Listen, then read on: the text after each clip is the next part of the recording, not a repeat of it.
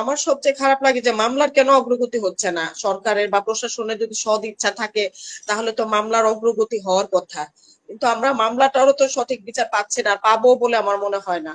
তো আমার এখন দেশবাসী, প্রশাসন বা বৈষম্য বিরোধী ছাত্র আন্দোলন সবার কাছে আমার একটা আবেদন যে আমাদের এই যারা আমরা মামলা করেছি, যারা জীবন দিয়েছে, যাদের বিনিময়, যাদের রক্তের বিনিময়ে এখন সবাই ভালো অবস্থানে আছে, এদের বিচারটার জন্য একটা সুষ্ঠু একটা ব্যবস্থা করা হয়, সবাই যেন এই বিষয়ে তৎপর হয়। কি আর বলবো, আমরা তো চাই যে দেশ ভালো থাকুক। আমার ছেলেটাও এটাই চেয়েছিল। আমাদের ছেলেগুলা, যে ছেলেগুলা আসলে জীবন দিয়েছে, এরা কিন্তু কোনো নেতার ছেলে না, এরা কিন্তু প্রভাবশালী কোনো লোকের বাচ্চা কাচ্চা না, অতি সাধারণ। আপনি দেখেন এই মুক্তিযুদ্ধে যারা জীবন দিয়েছিল তারাও কিন্তু সাধারণ লোক, আর আমাদের ছেলেগুলা যে জীবন দিয়েছে এরাও কিন্তু অতি সাধারণ ঘরের, কোনো গণ্যমান্য ব্যক্তি না, কোনো রাজনৈতিক ব্যক্তি না, কোনো প্রভাবশালী বাচ্চা কাচ্চা না।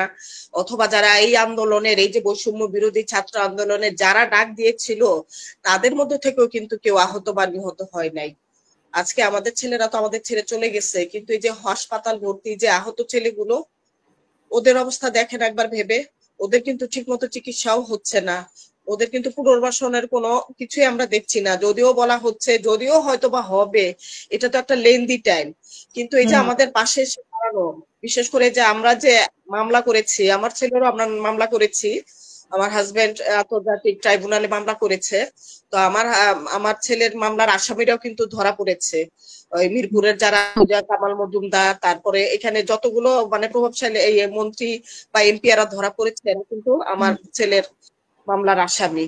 কিন্তু আমরা তো কোনো মামলার অগ্রগতি দেখতে পাচ্ছি না। হুম। এর উপরে আমি যাদের রক্তের উপরে এই দেশটা এখন ভালো আছে, এই হুম। দেশটা ভালোর দিকে এগিয়ে যাচ্ছে, আমরাও দেখতে পাচ্ছি। আমরা কিন্তু এখন দ্রব্যমূল্য দেখতে পাচ্ছি মোটামুটি আমাদের সাধ্যের নাগালে আছে। এবারে রমজান মাসটাও দেশবাসী ভালোভাবে পালন করেছে।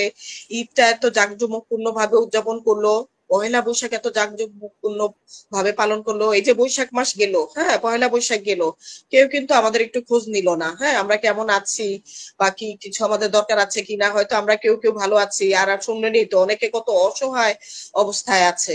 এদের পাশে তো সবার সবার দেশবাসী যার যার জায়গা থেকে কিন্তু দাঁড়ানো উচিত, কিন্তু তারা দাঁড়াচ্ছে না।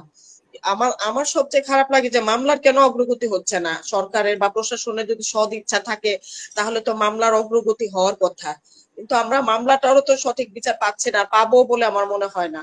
তো আমার এখন দেশবাসী, প্রশাসন বা বৈষম্য বিরোধী ছাত্র আন্দোলন সবার কাছে আমার একটা আবেদন যে আমাদের এই যারা আমরা মামলা করেছি, যারা জীবন দিয়েছে, যাদের বিনিময়, যাদের রক্তের বিনিময়ে এখন সবাই ভালো অবস্থানে আছে, এদের বিচারটার জন্য একটা সুষ্ঠু একটা ব্যবস্থা করা হয়, সবাই যেন এই বিষয়ে তৎপর হয়। এটাই আমার শেষ কথা।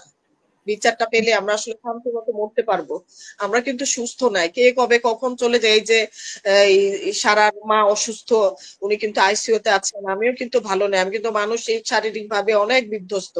ঘুমের মধ্যে আমি আমার ছেলেকে যে ডেকে উঠি, আমার ছেলে, আমি একটু অসুস্থ হলে দৌড়ে গিয়ে, আমার শ্বাসকষ্টের প্রবলেম আছে, রাতের বেলা আমার কাশি হয়ে খুব খারাপ অবস্থা হয়ে যেত, প্রায় সময় ও দৌড়ে গিয়ে পানি আনতো, পানি এনে দিত আমাকে। এখন আমার মেয়েটা এটা দেখছিল, ভাইয়া এটা করে, মেয়েটা আমি ঘুমানোর আগে আমার পাশে বিছানার পাশে ইনহেলার এনে রাখে, পানি এনে রাখে, যে মা তোমার খারাপ লাগলে কিন্তু তুমি ইনহেলারটা নিও। তো আমরা তো ছেলেটাকে আর ফিরে পাবো না, কিন্তু ছেলেটার বিচারটা যদি না পাই তাহলে আমরা কি নিয়ে মরবো বলে। ছেলের জি। বাবা, আমরা সবাই, আমাদের আত্মীয় স্বজন যারা আছে সবাই চাই যেন মামলাটা যেন তৎপর হয় এবং মামলাটা যেন সঠিকভাবে এগিয়ে যায় সামনের দিকে। আমরা বিচার চাই, বিচার ছাড়ার কোনো কথা নাই, বিচার দেখে যেতে চাই। অসংখ্য ধন্যবাদ আপু ধন্যবাদ। আপনাকে।